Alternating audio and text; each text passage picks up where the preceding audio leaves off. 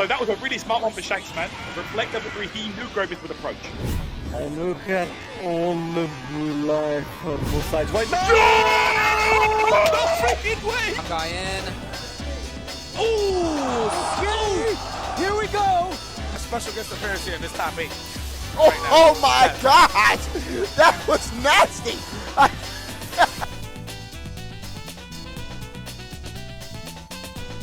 Yeah. Oh baby, oh baby, oh baby. What's good, peoples? We back once again, and this time I decided we finna get started on some fundamental fighting game concepts, you dig? So, how about we jump right in? Movement, schmovement. I'd say movement is the most important aspect of a fighting game. If you want to land a hit, avoid getting hit, or shoot, maybe even both at the same time, movement is the tool to make those things happen. Knowing where to be on the screen and when is crucial. You want to place yourself in advantageous positions to create better odds for you to win. That in mind, it follows that knowing your movement options will help you create these better odds. So real quick, let's talk about universal and unique movement options. Universal movement options are just any movement option that every character has access to. These options are tied to the game's mechanics, not just any specific characters.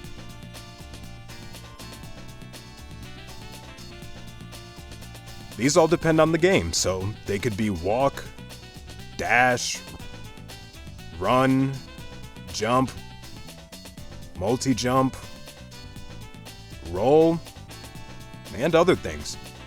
Shoot, maybe there's a game where everybody can teleport or go into flight mode or something like that. But beyond universal options, characters might have their own unique movement options. So like, some characters may be able to teleport and instantly appear somewhere else on the screen. Others might have an attack that affects their momentum, a slide, or a blast that sends you flying, and you legit might use stuff like this to hit a little schmovement. Or maybe they can perform a command-based movement option, like a command dash, with certain actions tied to it. The idea here is that unique movement options let characters move in ways others can't. Okay, dope. Why does any of this matter? One word: preparation.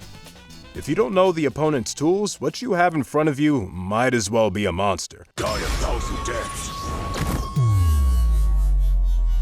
And monsters are hardest to fight when you know nothing about them.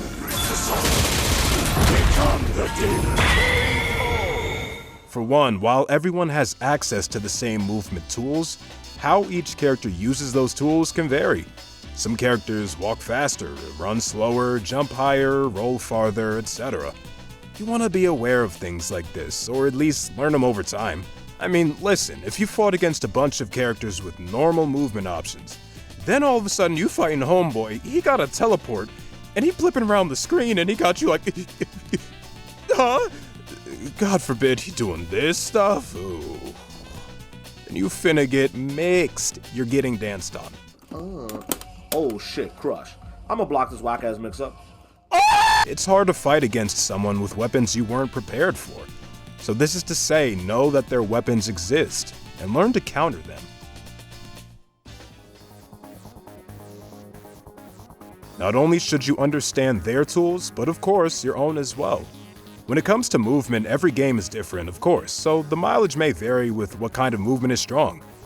Generally, you want to opt for movement with low commitment to start, so you can gauge how your opponent responds to your movement and counter their decisions. But what does low commitment even mean? Basically, whatever makes you hard to hit, or at least won't get you blown up if you get hit. That could be empty movement, a movement with a hitbox that's hard to deal with, not moving, like really for real, not moving.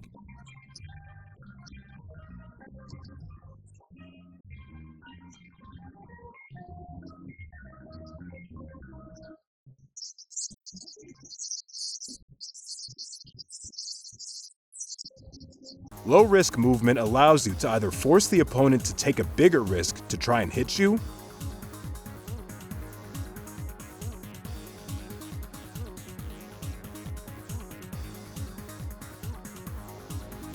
Or show your opponent you'll be in one spot, but be able to quickly change your position to confuse them.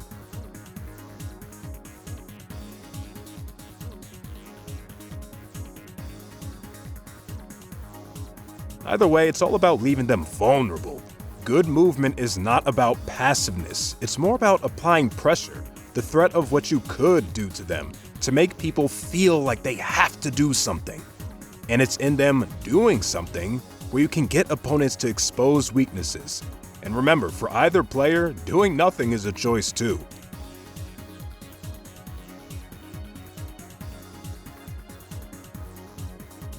Low-risk movement offers more consistent situations and outcomes, which is why it's a good idea to use it. You can apply more control over how the match goes. Finding this kind of movement comes down to knowing what a player can do during any of their movement options. For example, in Smash Ultimate, walking gives access to all options you can do while standing still. The same is true in Street Fighter 6 and Tekken 8. So walking is low commitment in all these games.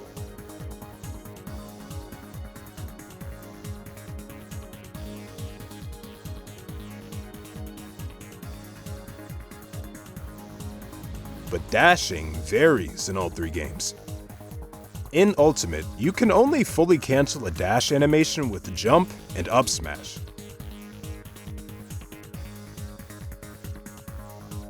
A jump is a common option, dash animations are pretty quick, and Ultimate stages are pretty big, so dashing is common. In Street Fighter 6, dashing is a full commitment and can't be cancelled into anything, which is why you rarely see dashes in neutral compared to walking or drive rush, which can both be cancelled.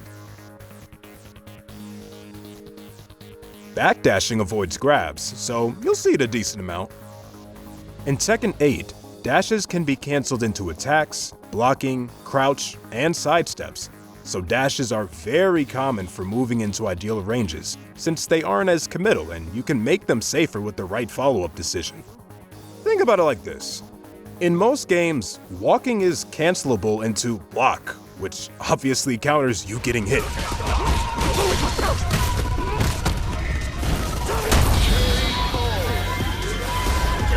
The worst outcome. But imagine if every time you walked forward, you were forced to keep walking forward for, let's say, 5 seconds. Here, walking would be way more committal. It'd be mad easy to punish you. 5 seconds is a long time. Games would probably just boil down to, well, I'ma just wait for the other dude to walk forward and I'ma just punish him. All that to say, you want useful, safe movement. So the idea is to apply this idea of movement to whatever game you want. What kind of movement will get me into ranges where I can threaten my opponent with unreactable options, and give me a low chance of getting hit while moving into those ranges? Solving these problems should at least get you closer to the kinds of movement that'll help you. Alright, that's cool. We have an idea of effective movement, what that means. Cool, but knowing you have a good tool doesn't mean you know how to use it. After all, abusing a strength could lead you to make predictable decisions, and that strength would become a weakness. So, how should we consider using movement to help us win?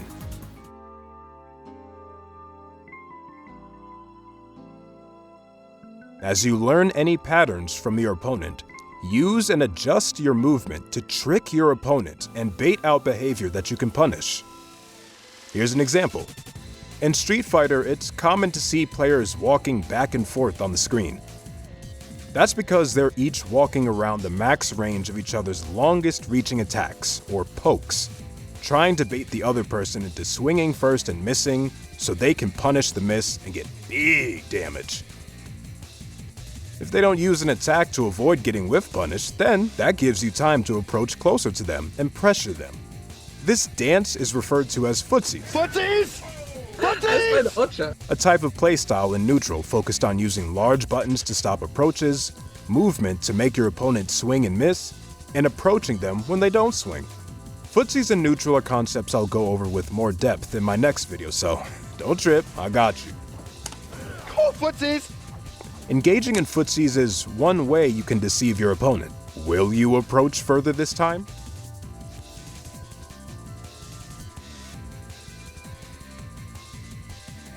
Or won't you?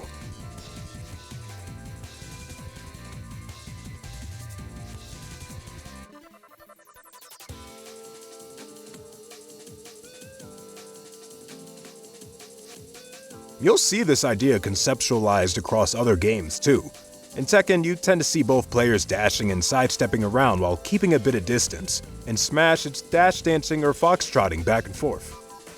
The idea is that any one of these instances of moving around could turn into a deeper approach, closer to the opponent than before, or even just running right at the opponent, in order to pressure them, scare them to commit to something more punishable.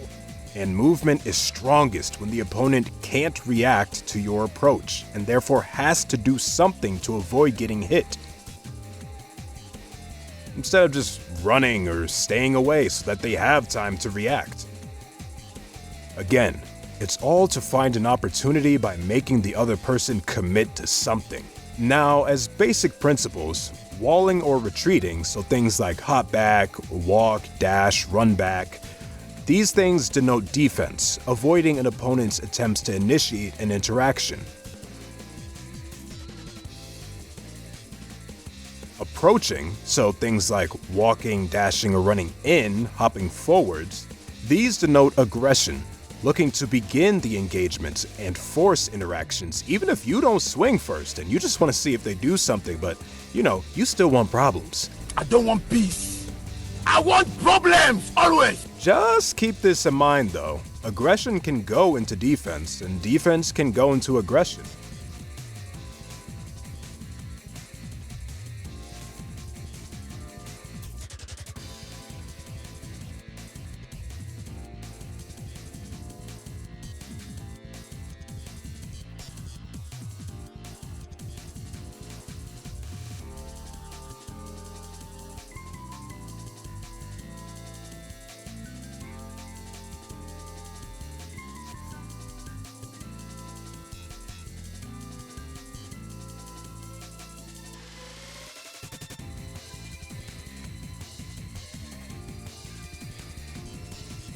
But these are just some examples, just some stuff to get the gears turning. See if the games you play have their own ways of weaving between offense and defense, and mess around with that, see what you find. The cool part is that for whatever game you play, it has its own ways to express yourself and employ tactics through movement. Tekken has dashing or wave dashing in someone's face, daring them to hit a button that would risk them getting counter hit for swinging too slow.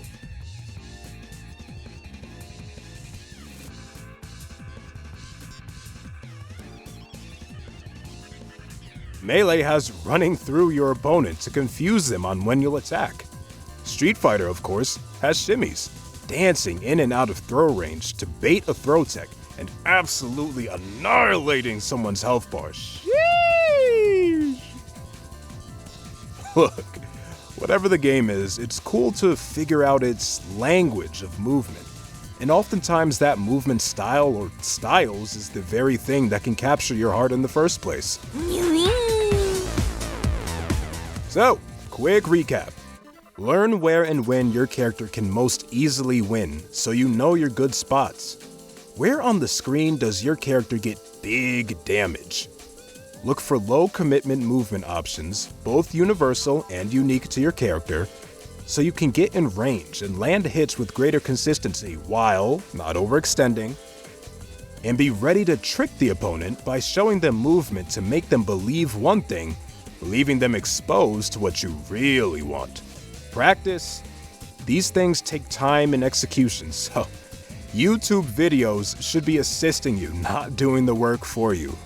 But don't worry, we'll get y'all right, you feel me? Alright then. Until the next joint. Deuces.